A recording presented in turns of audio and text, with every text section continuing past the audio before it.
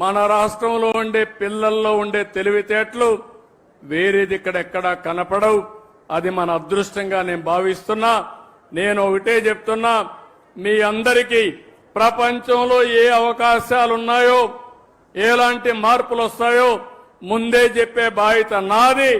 దాన్ని ఆచరించి ప్రపంచాన్ని జయించే బాధ్యత ఈ పిల్లలపైన ఉందని చెప్పి మరొక్కసారి విజ్ఞప్తి చేస్తూ, ఈరోజు ఈ కార్యక్రమానికి వచ్చిన మిమ్మల్ని అందరినీ పేరు పేరున మనస్ఫూర్తిగా అభినందిస్తూ, మళ్ళా పర్యావరణ దినోత్సవం నెక్స్ట్ ఇయర్కి మళ్ళా కలుస్తాం. ఆ మధ్యలో కార్యక్రమాలన్నీ చేపడతాం. ఈ ఒక్క సంవత్సరంలో చేసినటువంటి కార్యక్రమాల్ని, దాని ఫలితాల్ని మళ్లీ రాబోయే సంవత్సరం సమీక్షించుకుంటూ ముందుకు పోతామని చెప్పి తెలియజేసుకుంటూ అందరికీ నమస్కారాలు. జై హింద్, జై జన్మభూమి.